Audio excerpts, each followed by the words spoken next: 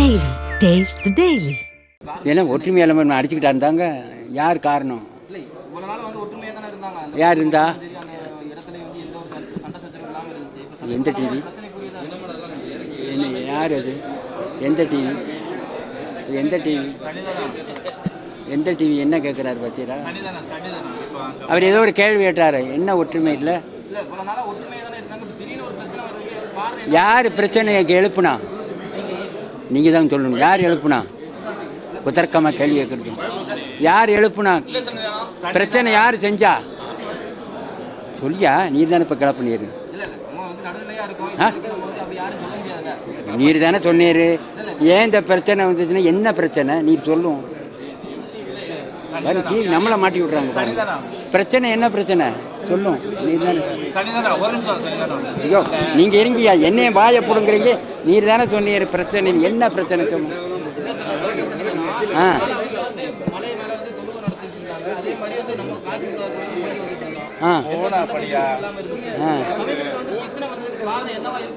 என்னவா இருக்குன்னு நீங்கள் தான் சொல்லணும். நீங்கள் தானே போட்டுக்கிட்டு இருக்கீங்க.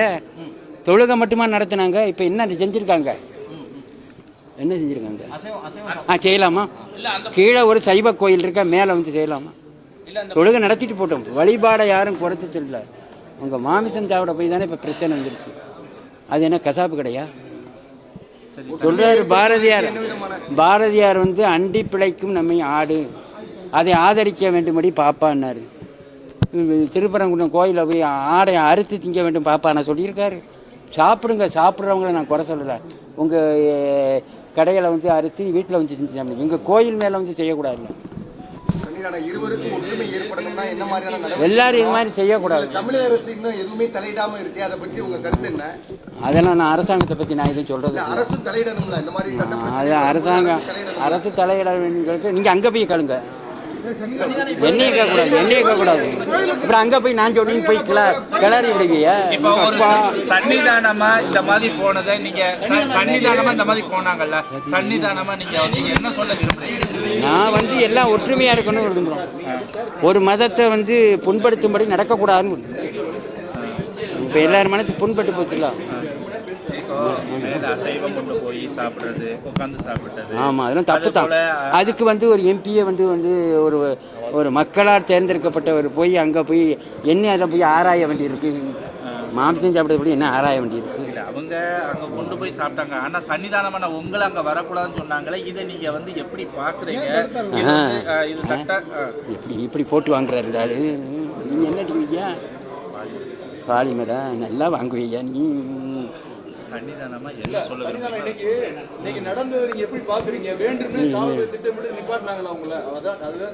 அவங்க பயப்படுறாங்க, பாதுகாப்பு கொடுக்க முடியலன்னு.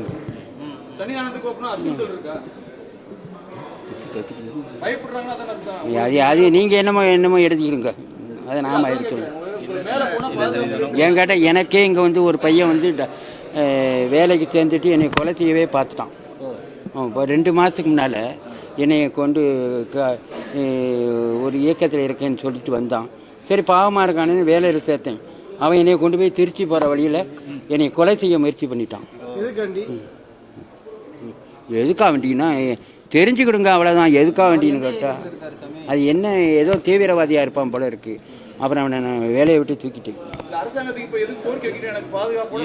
அதெல்லாம் நான் ஒன்று நான் எனக்கு யார்கிட்ட உங்களை கோவிலுக்கு வரக்கூடாதுன்னு சொல்லிட்டாங்க.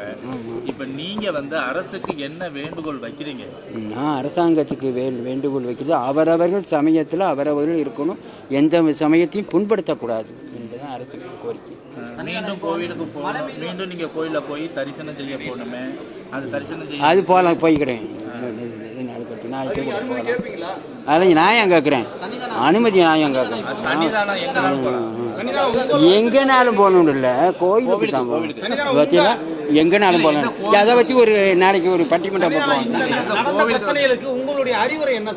அறிவுரை அவரவர்கள் வழிபாடுகளை அவரவர்கள் செய்யணும். அடுத்த வழிபாட்டில் புண்படுத்தக்கூடாது.